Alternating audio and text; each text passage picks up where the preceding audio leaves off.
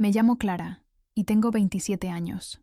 Durante la mayor parte de mi vida, existía la sombra de un hombre que apenas reconocía mi existencia, hasta sus últimos años, cuando la culpa finalmente le alcanzó. De pie frente al tanatorio con mi único vestido negro, sujetando una única rosa blanca, me preguntaba si realmente pertenecía a ese lugar. Los cuchicheos ya habían comenzado, y sentía sus miradas clavadas en mí como dagas. Si te gustan las historias sobre justicia y secretos familiares, suscríbete para escuchar más, y dime en los comentarios de qué ciudad eres. Me encanta conectar con gente de todo el mundo. La lluvia había cesado, pero las nubes grises aún pendían pesadas sobre el cementerio de la Almudena, igual que el peso en mi pecho. Estaba al fondo del grupo, observando cómo cientos de personas desfilaban ante el ataúd de mi padre.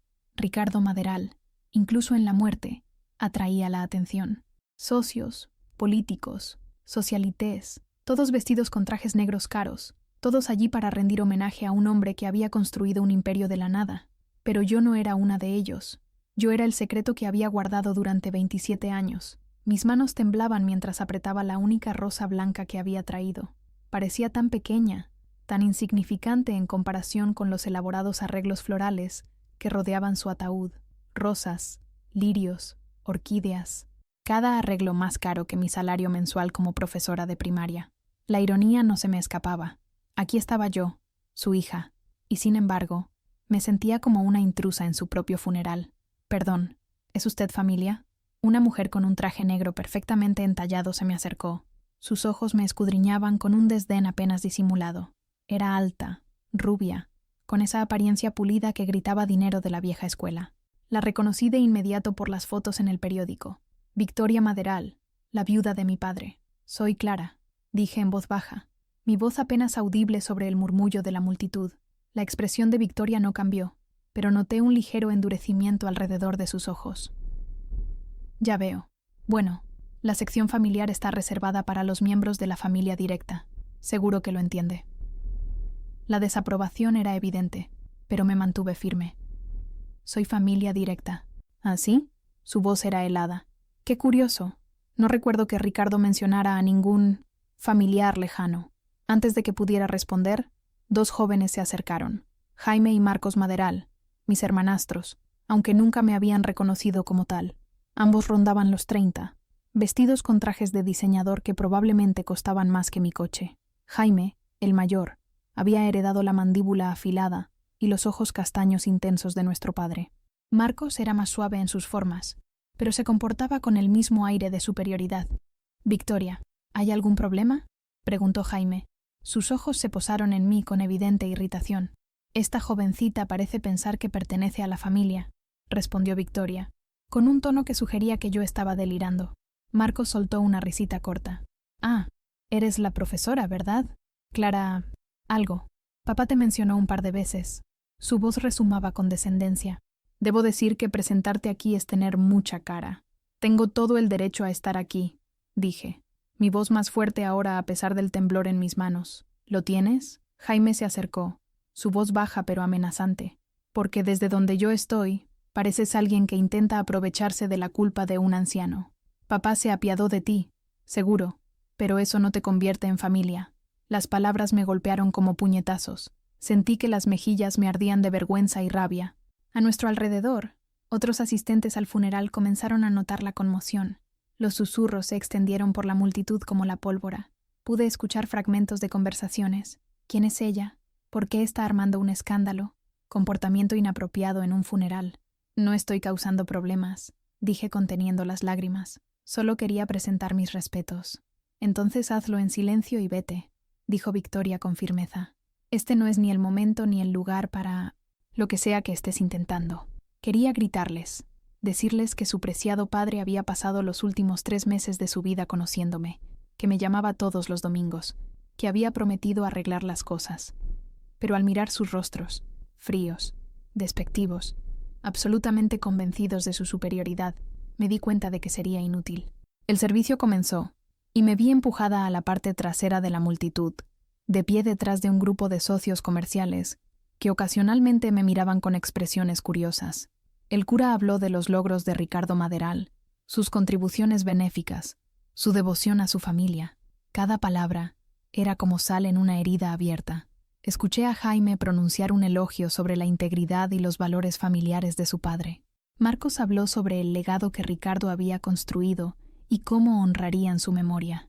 Victoria se secó los ojos con un pañuelo de encaje, interpretando a la viuda afligida a la perfección. Ni una sola vez mencionaron que Ricardo Maderal tenía una hija a la que había abandonado durante 27 años. Cuando el servicio terminó, la gente comenzó a dispersarse. Algunos se dirigieron a sus coches, otros se quedaron para ofrecer el pésame a la familia.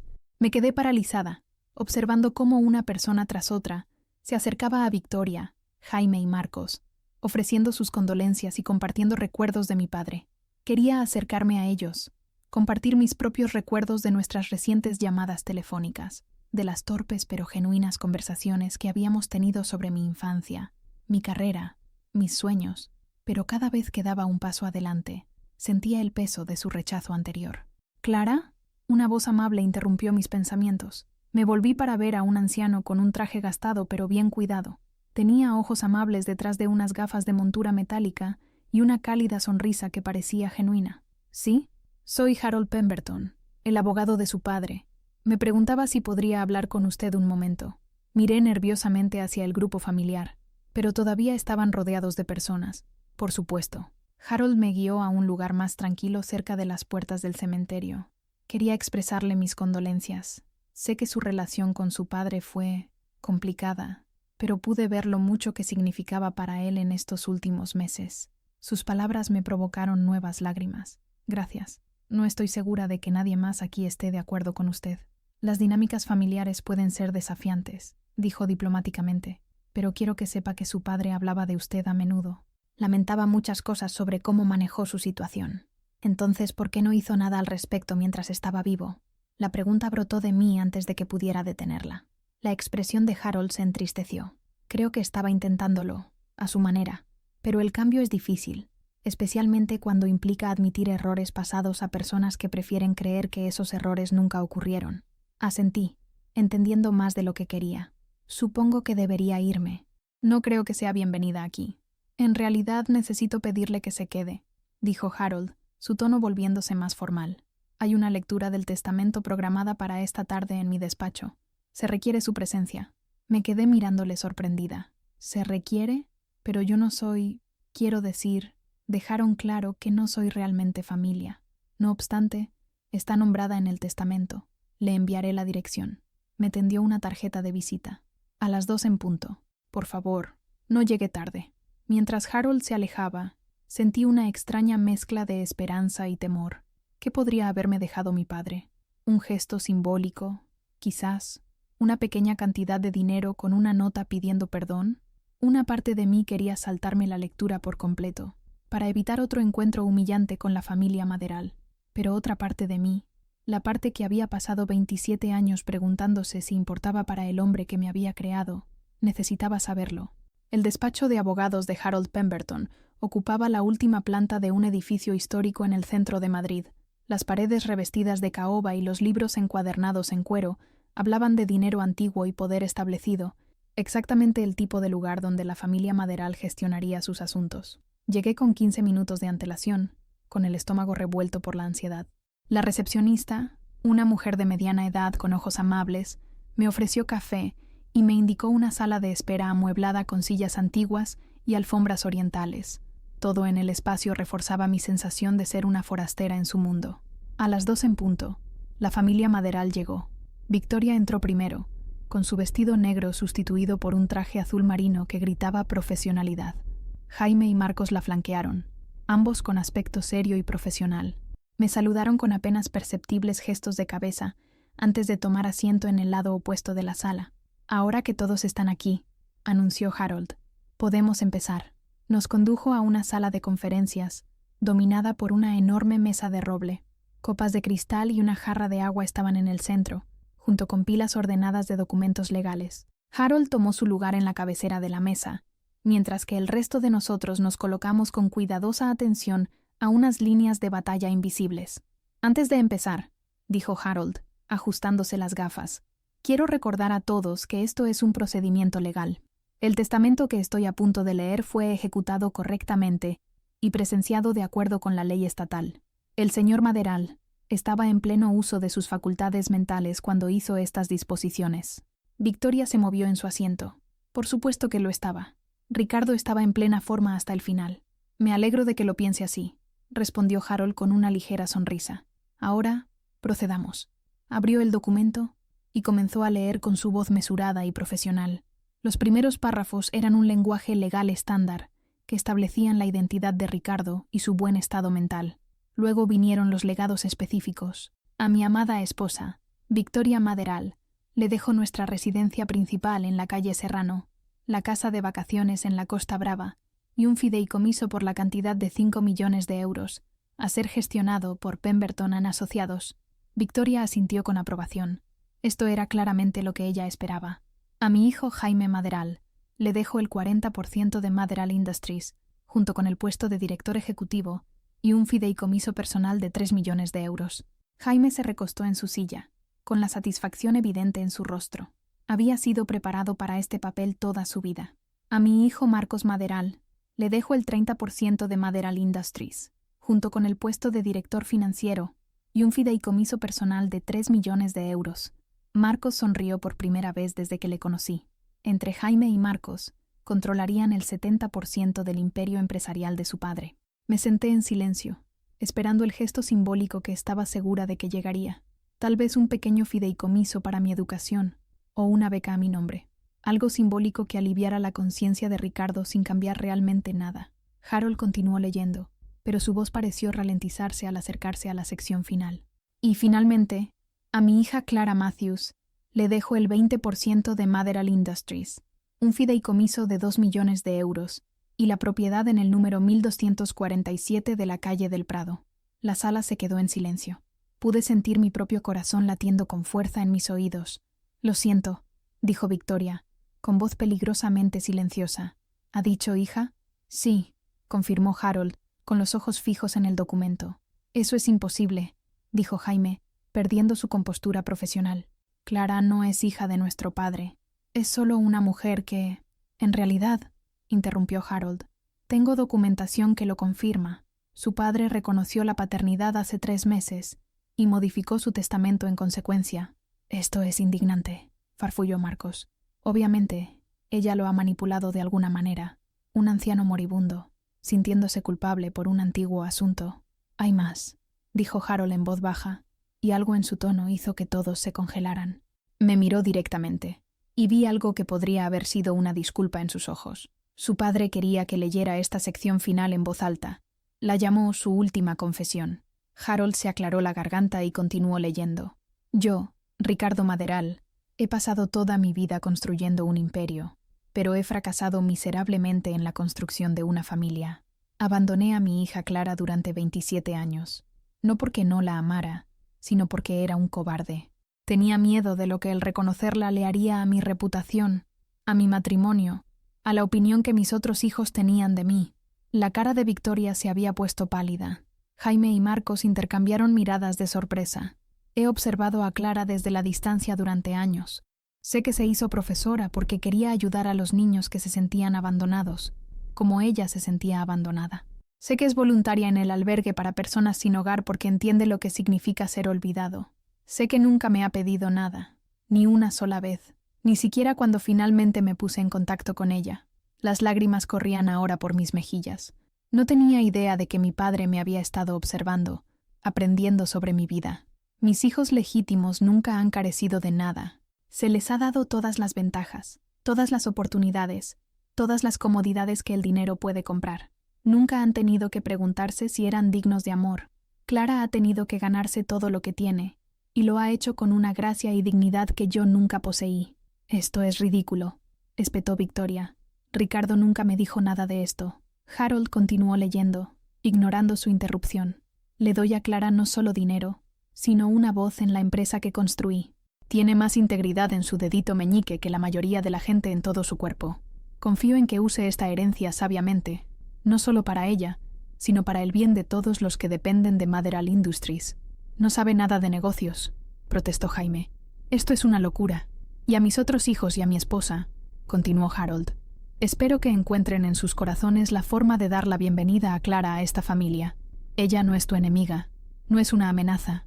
Es simplemente una joven que merecía algo mejor de su padre, y estoy haciendo todo lo posible para dárselo, aunque ya sea demasiado tarde. La sala quedó en silencio, salvo por el sonido de mis sollozos. No podía creer lo que estaba escuchando. Mi padre, el hombre que me había ignorado durante la mayor parte de mi vida, no solo me había reconocido, sino que me había dado una participación real en su legado. «Esto no puede ser legal», dijo Victoria, con la voz temblorosa de rabia. «Lo impugnaremos. Lucharemos contra esto. Son libres de intentarlo», respondió Harold con calma. «Pero debo advertirles que su marido fue muy minucioso. Se hizo pruebas de paternidad, múltiples evaluaciones psicológicas para establecer su capacidad mental y 3 testigos independientes de la firma de este testamento. Cualquier impugnación sería costosa y, en última instancia, infructuosa». 20%, dijo Marcos, como tratando de asimilar la cifra. Eso es una participación mayoritaria si se pone de parte de cualquiera de nosotros contra el otro.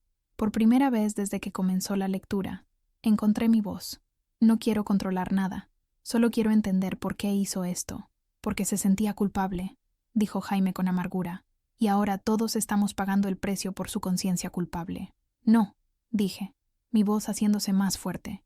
Creo que lo hizo porque finalmente se dio cuenta de que la familia no se trata solo de sangre, dinero o estatus social. Se trata de amor y aceptación, y de dar a la gente la oportunidad de demostrar su valía. Victoria se puso de pie bruscamente. «Esto está lejos de haber terminado. Nos veremos en los tribunales, señorita Matthews». «Es Clara», dije en voz baja, «y no voy a ir a ninguna parte». Cuando la familia Maderal salió de la sala de conferencias, con su ira palpable, Harold se acercó a mí con una sonrisa amable. «Eso ha sido muy valiente», dijo. «Su padre estaría orgulloso». «No sé qué hacer con todo esto», admití. «Nunca esperé algo así». «Su padre también le dejó algunas cartas personales», dijo Harold, entregándome un sobre sellado. «Quizás le ayuden a comprender sus intenciones». Tomé el sobre con las manos temblorosas, sintiendo el peso de las últimas palabras de mi padre para mí. Esa tarde, me senté en mi pequeño apartamento, mirando el sobre que Harold me había dado. El exterior estaba marcado simplemente, para Clara, con la cuidada letra de mi padre. Dentro, encontré 3 cartas, cada una con la fecha de los últimos 3 meses. La primera carta estaba fechada justo después de nuestra conversación telefónica inicial. «Querida Clara, sé que tienes todo el derecho a odiarme. Sé que ninguna cantidad de dinero o reconocimiento tardío puede compensar 27 años de abandono. Pero necesito que sepas que no ha pasado un solo día sin que haya pensado en ti. Cuando tu madre me dijo que estaba embarazada, yo tenía 28 años y estaba comprometido con Victoria. Estaba construyendo mi empresa, estableciendo mi reputación, y estaba aterrorizado de que un escándalo destruyera todo por lo que había trabajado. Tomé la cobarde decisión de negarte, de fingir que eras responsabilidad de otra persona, pero siempre lo supe, siempre observé desde la distancia. Sé sobre tu graduación universitaria, tu título de profesora, tu trabajo voluntario.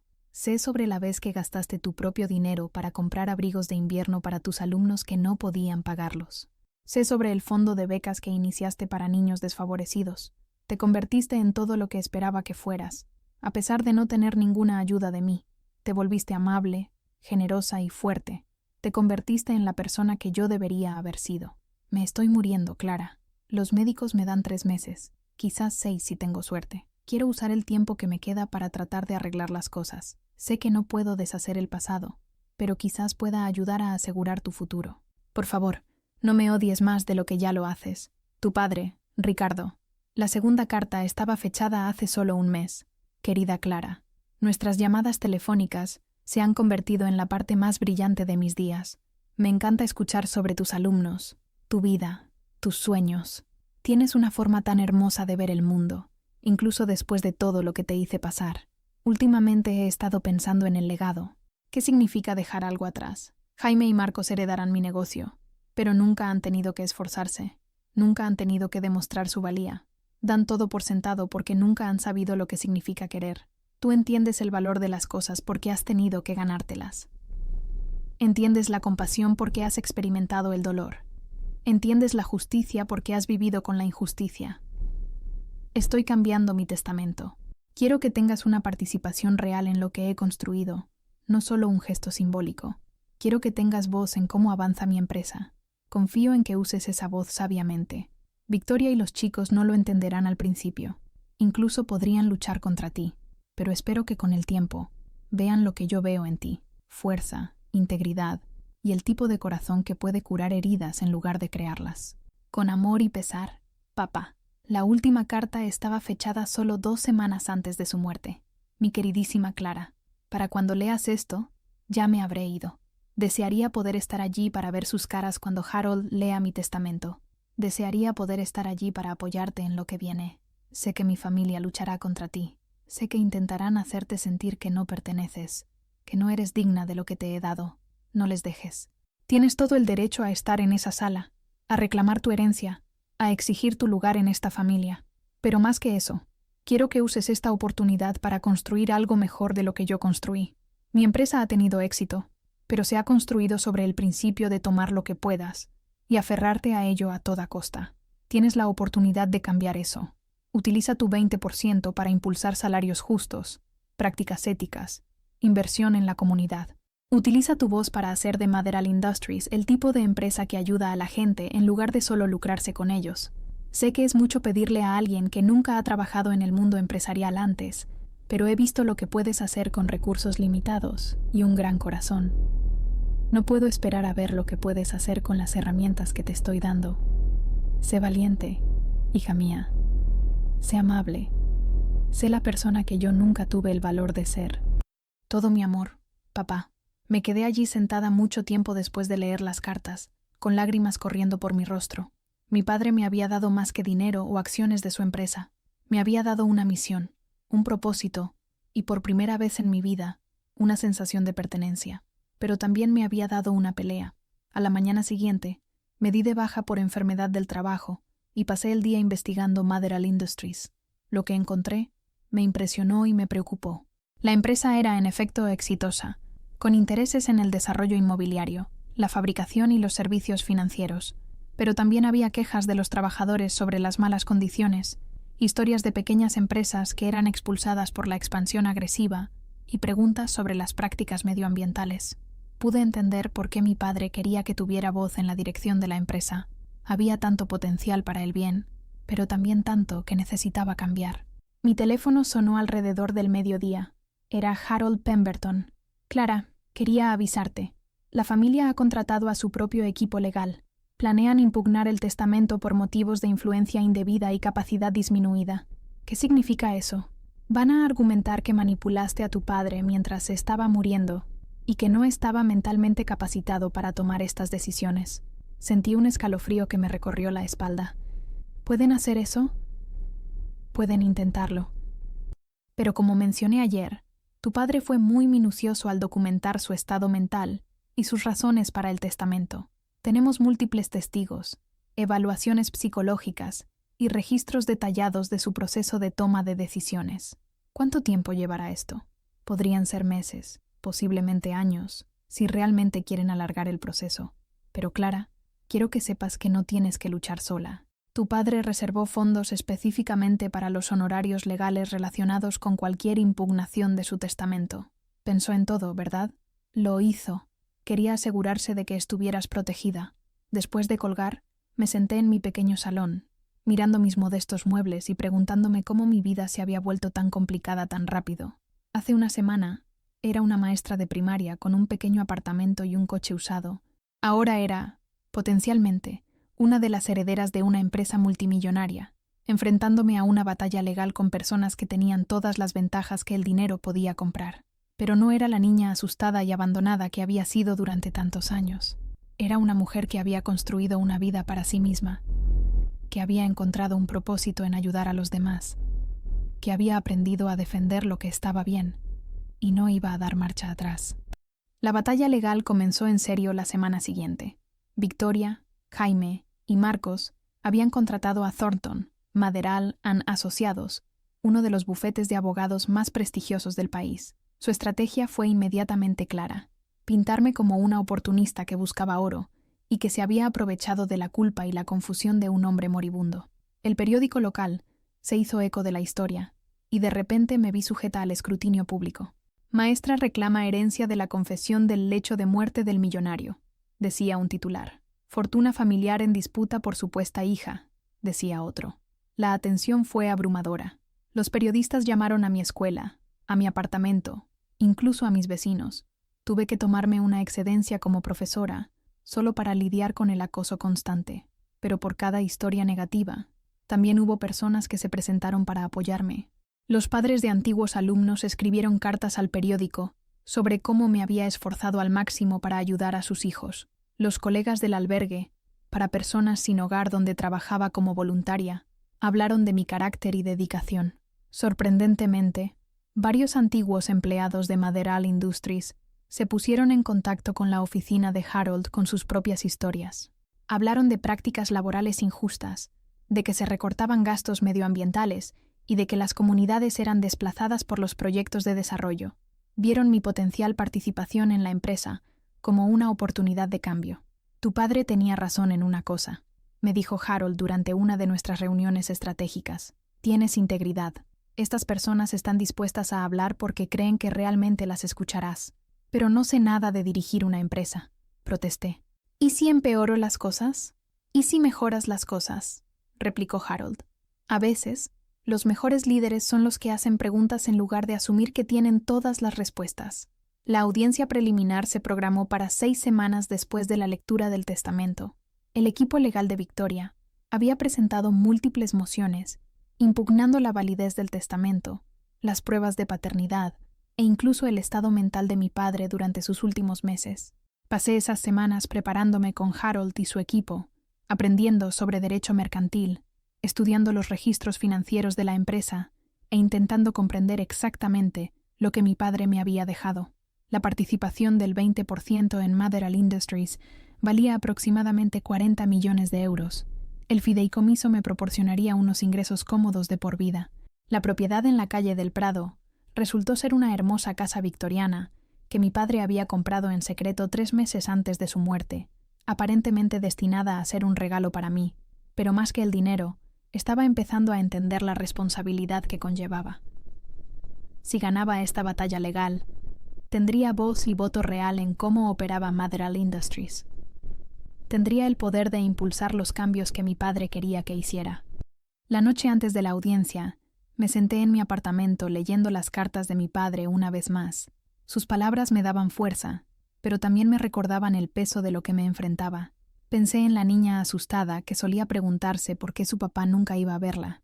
Pensé en la adolescente que tenía que trabajar en 2 empleos para pagar la universidad, mientras sus hermanastros asistían a escuelas privadas de élite. Pensé en la joven que había elegido ser profesora porque quería ayudar a los niños que se sentían olvidados. Y pensé en el hombre que finalmente había encontrado el coraje de reconocerme, aunque fuera demasiado tarde para que tuviéramos una relación real. No estaba luchando por dinero, estaba luchando por el reconocimiento, por la justicia y por la oportunidad de honrar el último deseo de mi padre, convertir su empresa en algo que ayudara a la gente en lugar de solo lucrarse con ella. La audiencia se celebró en el juzgado del condado, un imponente edificio de piedra que había sido testigo de décadas de batallas legales. Cuando subí las escaleras con Harold, pude ver a los reporteros y fotógrafos esperando afuera. La historia había atraído la atención regional, convirtiendo lo que debería haber sido un asunto familiar privado en un espectáculo público. En el interior, la sala del tribunal estaba llena. Victoria, Jaime y Marcos se sentaron en la mesa del demandante con su equipo de abogados, todos con aspecto confiado y bien preparados. Asintieron a varias personas en la galería, amigos de la familia, socios comerciales, personas que habían conocido a Ricardo Maderal durante décadas. Reconocí algunos rostros del funeral, pero la mayoría de las personas en la sala del tribunal me eran extrañas. Me pregunté cuántos de ellos esperaban verme perder, ver a la forastera volver a su lugar. La jueza Patricia Hendricks era una mujer severa de unos 60 años con cabello plateado y ojos agudos. Tenía reputación de ser justa pero sensata, alguien que no toleraría teatros legales ni manipulación emocional. La audiencia comenzó con las declaraciones de apertura. El abogado principal de Victoria, un hombre pulido llamado Gerardo Torres, expuso su caso con precisión quirúrgica. «Su señoría», comenzó, Este caso trata de un hombre anciano vulnerable que fue manipulado en sus últimos meses por una mujer que explotó su culpa y confusión. Ricardo Maderal era un esposo y padre devoto que pasó toda su vida construyendo un legado para su familia legítima. La idea de que de repente decidiera entregar una parte sustancial de ese legado a una completa desconocida desafía la lógica y el sentido común. Torres continuó pintándome como una aprovechada que, de alguna manera, había convencido a mi padre de que cambiara su testamento mientras se estaba muriendo. Cuestionó el momento del reconocimiento de paternidad, los cambios repentinos en el testamento y mis motivos para contactar a mi padre en sus últimos meses. La señorita Matthews puede ser, de hecho, la hija biológica del señor Maderal, concluyó Torres, pero la biología no confiere automáticamente el derecho a heredar. La verdadera familia de Ricardo Maderal, las personas que lo amaron, lo apoyaron y construyeron una vida con él, son los que merecen su legado.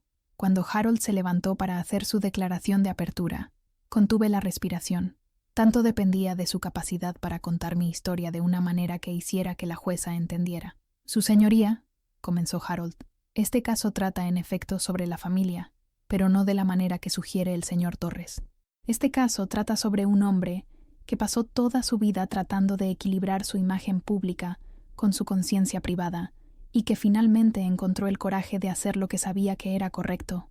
Harold guió a la jueza a través de la cronología de los acontecimientos, mostrando cómo mi padre había iniciado el contacto conmigo, y no al revés. Presentó la documentación de la capacidad mental de mi padre, los testigos de su proceso de toma de decisiones, y las claras y racionales razones que había dado para sus elecciones. La señorita Matthews no buscó a Ricardo Maderal, dijo Harold. Él la buscó a ella.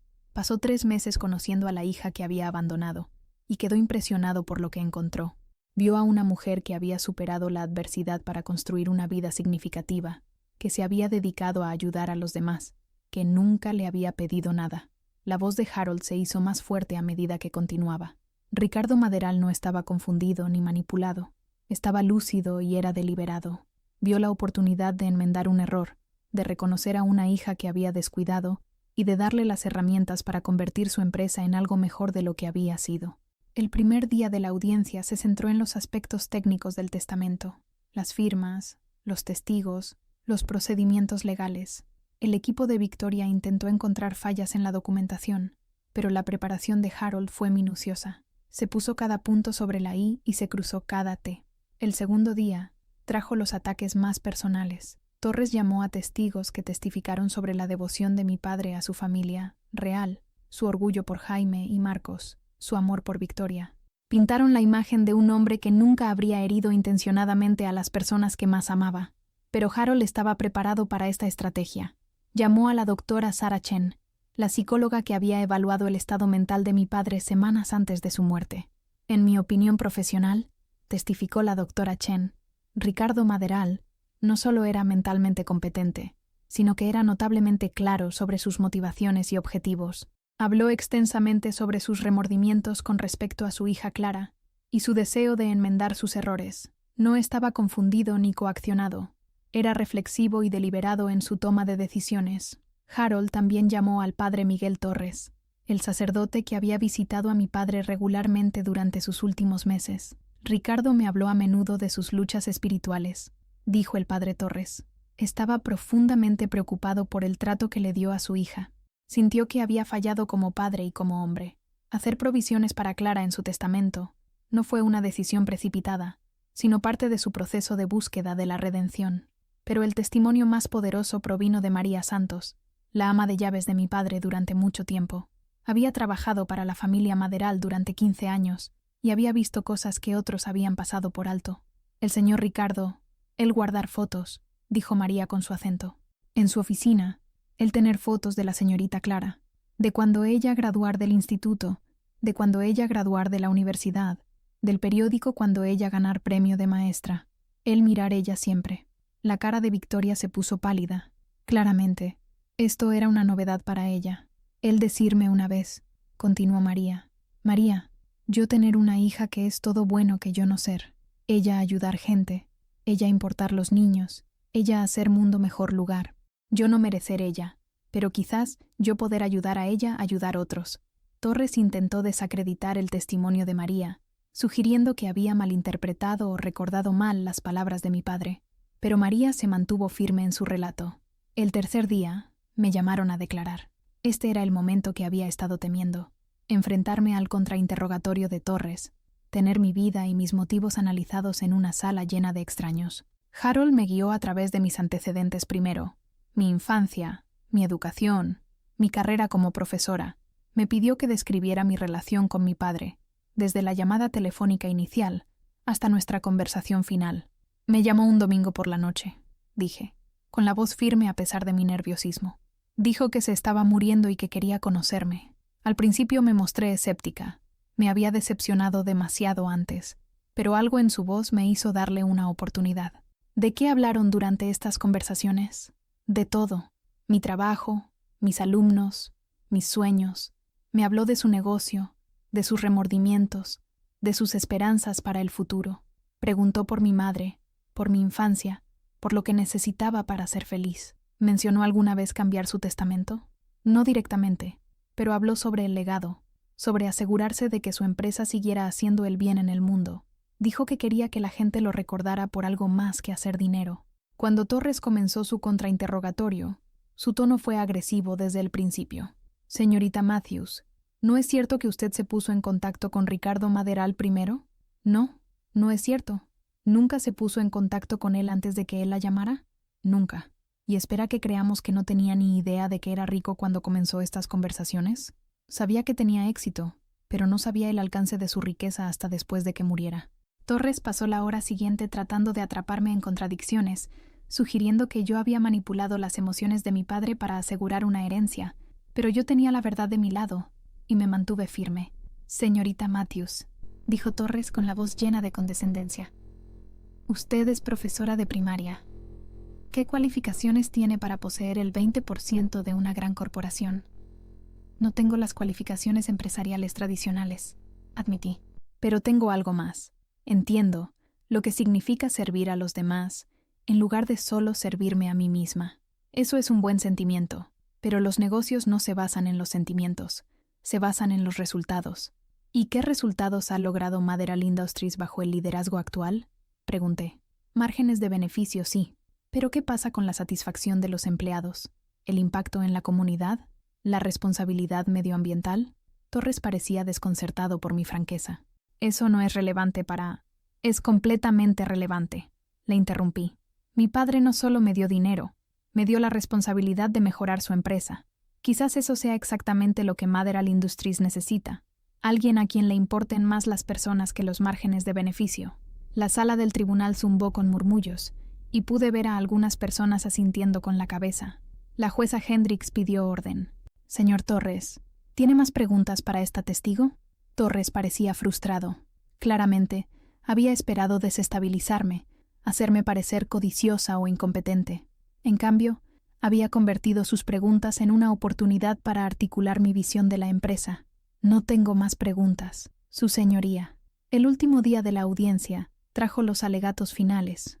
Torres hizo un último intento por retratarme como una forastera indigna que había manipulado a un hombre moribundo. Su Señoría, dijo, el sentimiento no puede anular la ley y el sentido común. La señorita Matthews puede haber convencido a Ricardo Maderal de que se sintiera culpable por su falta de relación, pero eso no significa que merezca heredar una fortuna que no hizo nada por construir. Pero el alegato final de Harold fue magistral.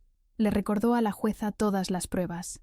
La documentación, los testigos, el claro testimonio sobre el estado mental y las motivaciones de mi padre. Su Señoría, concluyó Harold. Ricardo Maderal no era un anciano confundido. Era un hombre de negocios exitoso que tomó una decisión calculada para enmendar un error y dar a su empresa la mejor oportunidad de un futuro positivo. Vio en su hija Clara la integridad y la compasión que sentía que su empresa necesitaba. Este tribunal debe honrar sus deseos y su juicio. La jueza Hendricks anunció que emitiría su fallo en 2 semanas. La espera fue insoportable. Regresé a mi pequeño apartamento, tratando de reanudar cierta apariencia de vida normal, mientras todo el futuro pendía de un hilo. La atención de los medios de comunicación había disminuido un poco, pero todavía recibía llamadas ocasionales de periodistas que pedían actualizaciones. La directora de la escuela primaria de Jefferson me llamó para saber cómo estaba, y para hacerme saber que mi trabajo me estaría esperando, independientemente de la decisión del tribunal. Mis alumnos me habían hecho una tarjeta con docenas de firmas, diciéndome que me extrañaban y que esperaban que volviera pronto. «No nos importa si eres rica o pobre, señorita Matthews», había escrito uno de ellos. «Eres la mejor profesora del mundo». Su apoyo inocente significó más para mí que todos los argumentos legales y la cobertura mediática combinados. Harold llamaba regularmente con actualizaciones. «La jueza está siendo muy minuciosa», me dijo. «Eso es en realidad una buena señal. Significa que se lo está tomando en serio y que no se apresurará a tomar una decisión». Un jueves por la noche, exactamente 13 días después de que terminara la audiencia, Harold llamó con noticias. «Clara, la jueza Hendricks ha emitido su fallo. ¿Puedes venir a mi despacho mañana por la mañana?» ¿Qué decidió? «Prefiero contártelo en persona. Pero Clara, probablemente deberías traer pañuelos. Apenas dormí esa noche, con la mente corriendo a través de todos los escenarios posibles. Había ganado, perdido. Había algún fallo de compromiso que no satisfaría a nadie. A la mañana siguiente, llegué al despacho de Harold para encontrar, no solo a él, sino también a Victoria, Jaime y Marcos ya allí. Parecían sombríos pero resignados, lo que me dio la primera pista sobre cómo podrían haber ido las cosas. «Antes de leer la decisión de la jueza», dijo Harold, «quiero que todos entiendan que este fallo es definitivo. La jueza Hendricks ha dejado claro que no admitirá ninguna apelación». Abrió el documento oficial y comenzó a leer. Después de una cuidadosa consideración de todas las pruebas y testimonios presentados, este tribunal considera que el testamento de Ricardo Maderal es válido y ejecutable. El difunto estaba en pleno uso de sus facultades mentales y no fue objeto de influencia indebida en el momento de la ejecución del testamento. Mi corazón dio un vuelco, pero Harold continuó leyendo. «Sin embargo, este tribunal también reconoce las legítimas preocupaciones planteadas por los demandantes con respecto a la alteración que esta herencia podría causar a las operaciones en curso de Maderal Industries. Por lo tanto, este tribunal ordena que todas las partes deben participar en negociaciones mediadas para establecer un marco para la participación de la señorita Matthews en la empresa que proteja tanto sus derechos de herencia como la estabilidad operativa de la empresa». Victoria intervino de inmediato. «¿Qué significa exactamente eso?» «Significa», explicó Harold, «que Clara obtiene su herencia, pero todos ustedes tienen que trabajar juntos para averiguar cómo ejercerá sus derechos de propiedad». «De ninguna manera», dijo Jaime. «No vamos a trabajar con ella». La jueza Hendricks había anticipado esta resistencia. Harold continuó leyendo. «Si alguna de las partes se niega a participar en negociaciones de buena fe, este tribunal designará a un mediador independiente con autoridad para tomar decisiones vinculantes sobre la estructura de gobierno de la empresa». El mensaje era claro: cooperar o que la decisión se tome por ustedes. Marcos se reclinó en su silla, pasándose las manos por el pelo. «Esto es una locura. ¿Cómo se supone que vamos a dirigir una empresa con alguien que no sabe nada de negocios? Tal vez», dije en voz baja, «podrían enseñarme». La sala se quedó en silencio. Victoria, Jaime y Marcos me miraron fijamente como si hubiera sugerido algo completamente absurdo. «Hablo en serio», continué. «No quiero perturbar sus operaciones ni destruir lo que mi padre construyó, pero tampoco puedo ignorar lo que me pidió que hiciera. Tal vez haya una manera de que podamos trabajar juntos». «¿De verdad crees que podemos jugar a la familia feliz después de todo lo que ha pasado?», preguntó Victoria, con la voz amargada. «Creo que mi padre esperaba que pudiéramos intentarlo», respondí. Me dejó cartas explicando lo que quería. No quería castigarlos. Quería darle a la empresa la oportunidad de ser mejor. Jaime parecía escéptico. «¿Y crees que puedes mejorarlo?» «Creo que puedo hacer preguntas diferentes. Cuando tomen decisiones sobre despidos, puedo preguntar sobre las familias que se verán afectadas. Cuando elijan ubicaciones para nuevos desarrollos, puedo preguntar sobre las comunidades que podrían ser desplazadas. Cuando establezcan salarios, puedo preguntar si son justos». «Esas no son consideraciones de negocio», protestó Marcos. «¿No lo son?», desafié. «Los empleados felices son más productivos. Las comunidades que confían en usted son más propensas a apoyar sus proyectos. Los salarios justos reducen la rotación y los costos de capacitación. Quizás preocuparse por las personas no solo sea lo correcto, quizás también sea un buen negocio». Harold pareció impresionado. «Tu padre estaría orgulloso de esa respuesta». Victoria me estudió durante un largo momento. «Realmente no te vas a ir, ¿verdad?» «No», dije con firmeza. «No me voy. Ella suspiró profundamente. Entonces supongo que tenemos que averiguar cómo hacer que esto funcione. El proceso de mediación duró otras 6 semanas. Nos reunimos 2 veces por semana en la sala de conferencias de Harold, trabajando en los detalles de cómo participaría en las decisiones de la empresa. No fue fácil.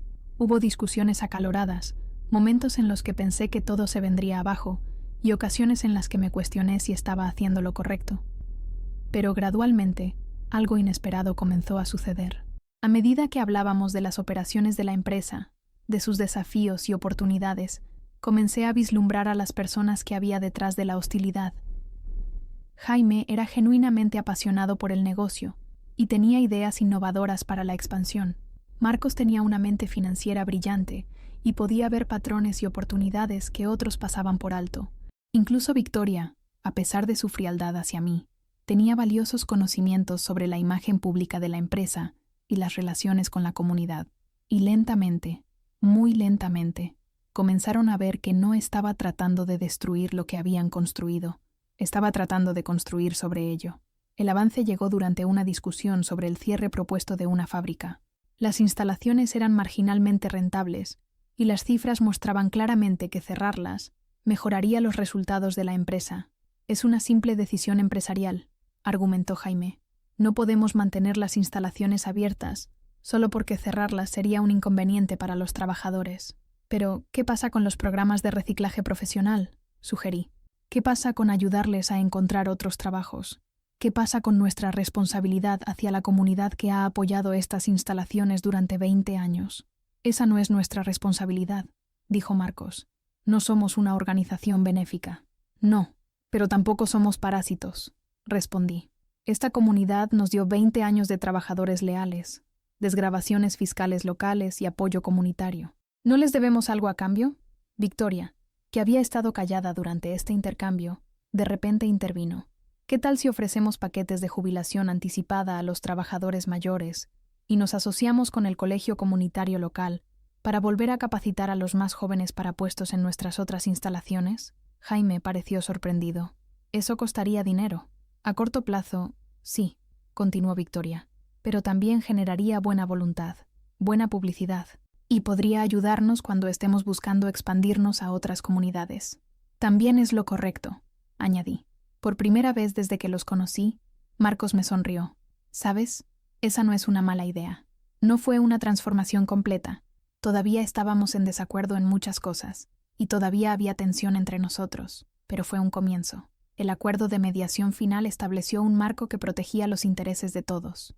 Tendría plenos derechos de voto sobre las principales decisiones corporativas, pero también participaría en un programa de tutoría para aprender sobre las operaciones comerciales. Jaime seguiría siendo el director ejecutivo, pero los cambios importantes en las políticas requerirían la aprobación de los 3 hermanos. Marcos seguiría siendo el director financiero, con el entendimiento de que las decisiones financieras incluirían la consideración del impacto en los empleados y la comunidad.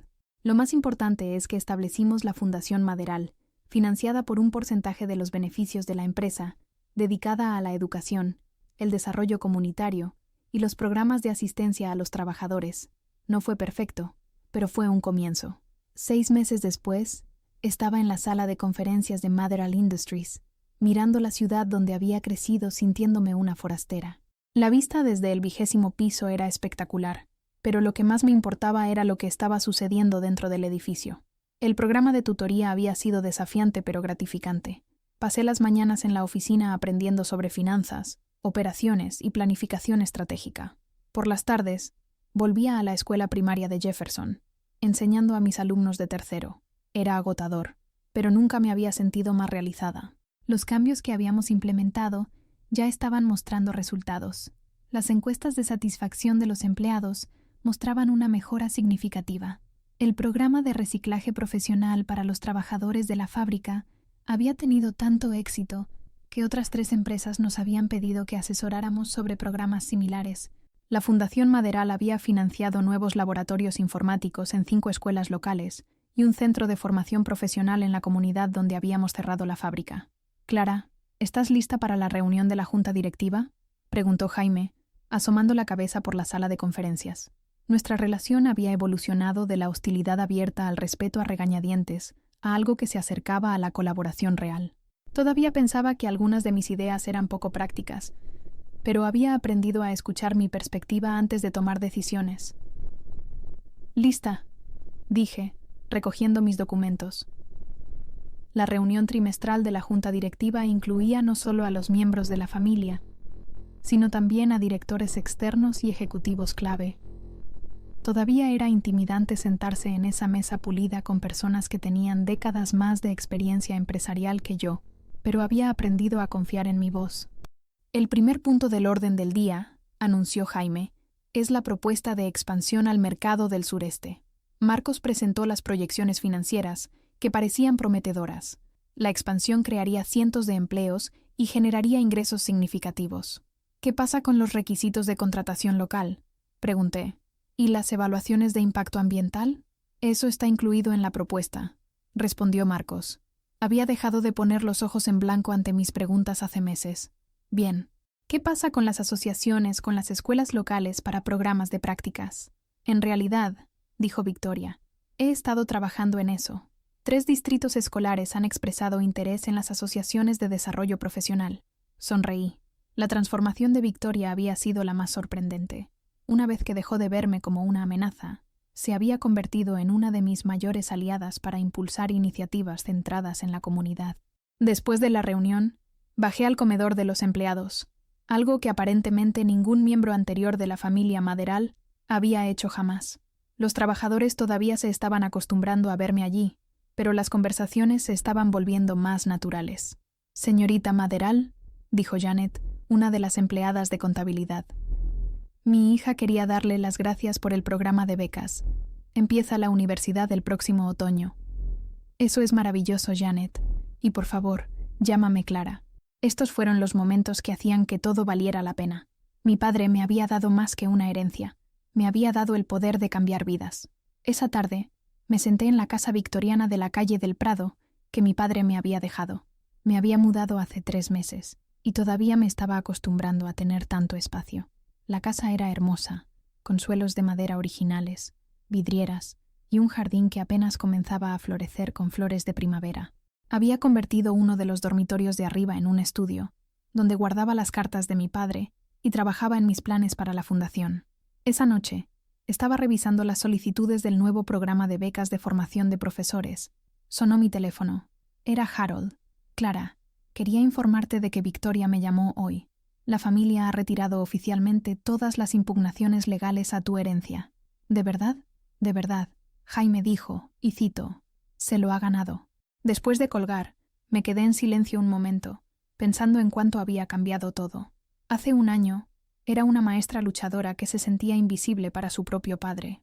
Esta noche, era propietaria de una empresa, directora de una fundación, y quizás lo más sorprendente, miembro de una familia que finalmente estaba aprendiendo a aceptarme. Tomé una de las cartas de mi padre y volví a leer sus palabras. «Sé valiente, hija mía. Sé amable. Sé la persona que yo nunca tuve el coraje de ser». Pensé en la niña asustada que solía preguntarse por qué su papá nunca iba a verla.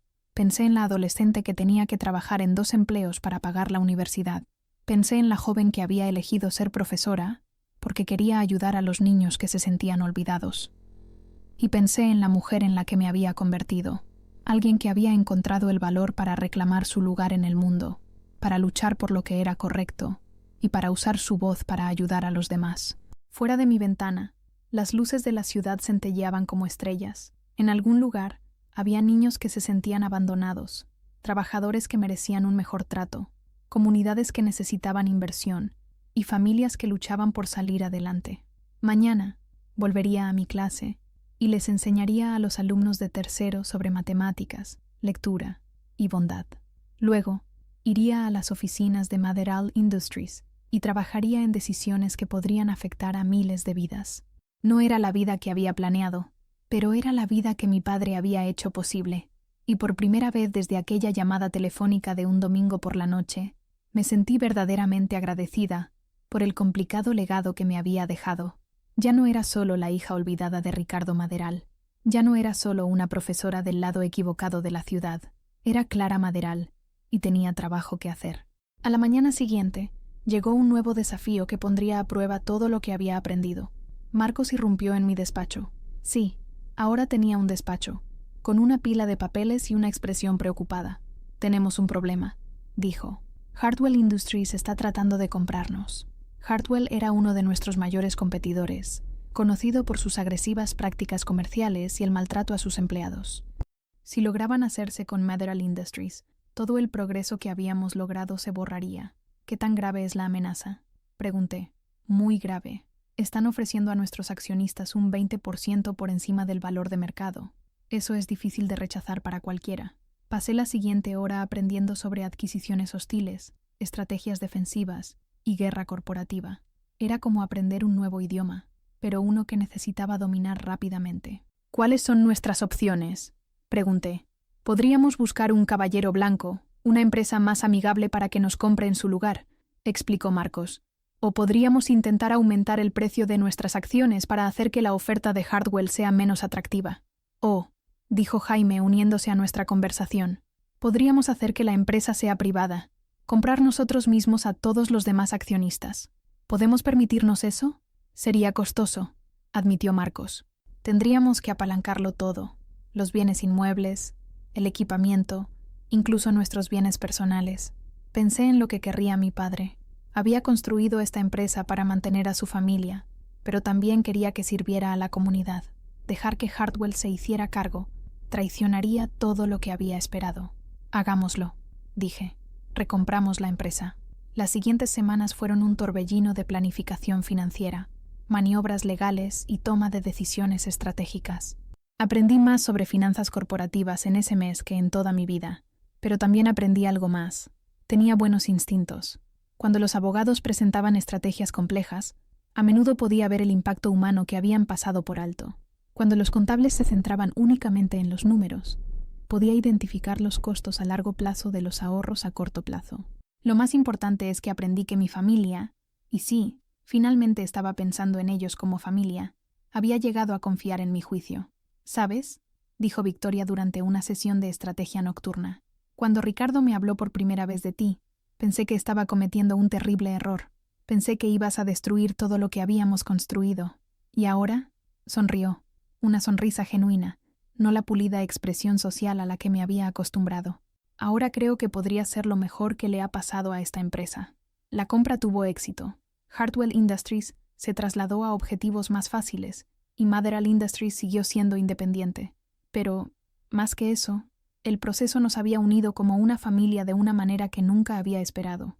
Un año después de aquel primer y terrible día en el funeral, me encontré de nuevo en el cementerio de la Almudena, pero esta vez no estaba sola. Victoria, Jaime y Marcos estaban conmigo en la tumba de nuestro padre. Nos habíamos reunido para conmemorar el aniversario de su muerte y para contarle todo lo que había sucedido. «Creo que estaría orgulloso», dijo Jaime en voz baja. «La empresa es más fuerte que nunca. La fundación ha ayudado a cientos de familias», añadió Marcos. «Y ahora somos una familia de verdad», dijo Victoria, poniendo su mano sobre mi hombro. «Eso es lo que más quería». Puse flores frescas en la tumba, no solo una única rosa blanca esta vez, sino un gran arreglo que habíamos elegido todos juntos. La lápida era sencilla pero elegante. «Ricardo Maderal, padre amado y líder visionario». «Tengo algo que leer», dije, sacando una carta que había escrito. «Es para papá. Querido papá, hace un año estaba en tu funeral sintiéndome una forastera. Estaba enfadada, dolida y convencida de que nunca pertenecería a ningún sitio. Tu familia, nuestra familia, dejó claro que no era bienvenida. Pero tenías un plan, ¿verdad? Sabías que la única forma de obligarnos a estar juntos era hacer imposible que nos ignoráramos. Sabías que si me dabas una participación real en tu legado, tendríamos que encontrar la manera de trabajar juntos. No fue fácil. Hubo momentos en los que quise rendirme, tomar el dinero e irme.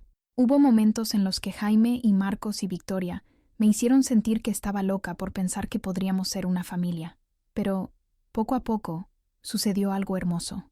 Dejamos de vernos como una amenaza y empezamos a vernos como aliados. Dejamos de luchar por lo que nos dejaste y empezamos a construir algo nuevo juntos. La empresa está prosperando. Estamos creando empleos, apoyando a las comunidades y demostrando que hacer el bien y hacerlo bien no son mutuamente excluyentes. La fundación está ayudando a los niños a obtener una mejor educación, a los trabajadores a obtener una mejor formación y a las familias a obtener mejores oportunidades. Pero, lo más importante, somos una familia complicada, a veces difícil, pero real. Victoria se ha convertido en la madre que nunca tuve. Jaime se ha convertido en el hermano que me desafía a ser mejor. Marcos se ha convertido en el hermano que me hace reír. Sé que no puedo cambiar el pasado. No puedo devolvernos los 27 años que perdimos, pero puedo prometerte que pasaré el resto de mi vida honrando lo que me diste.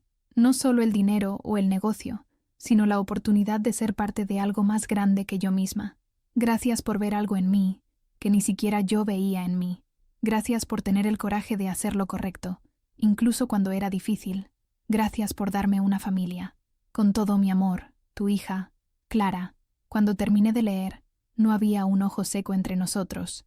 Incluso Jaime, que siempre había sido el más reservado, se estaba secando las lágrimas.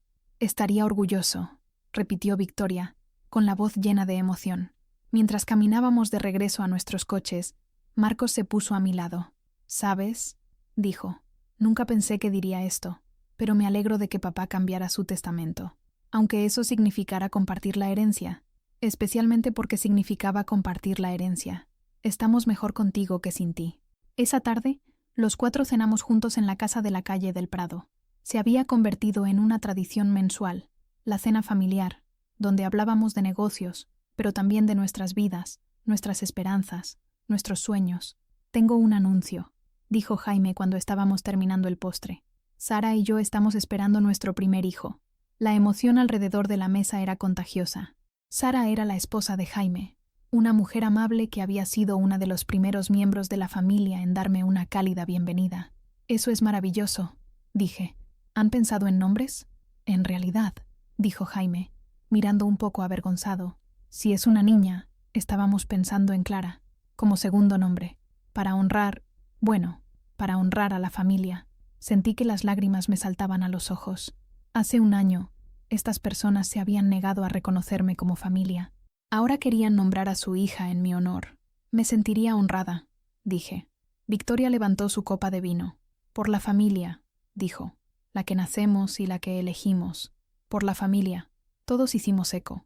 Más tarde esa noche, después de que todos se hubieran ido a casa, me senté en mi estudio mirando los álbumes de fotos. Había empezado a coleccionar fotos de nuestros eventos familiares, reuniones de negocios, eventos benéficos de la fundación, celebraciones navideñas, cenas tranquilas como la de esta noche. Mi teléfono vibró con un mensaje de texto de una de mis antiguas alumnas, ahora en 5º grado. Señorita Clara, la vi en las noticias otra vez. Es famosa, pero sigue siendo la mejor profesora del mundo. Sonreí, pensando en el equilibrio que había encontrado entre mis dos mundos.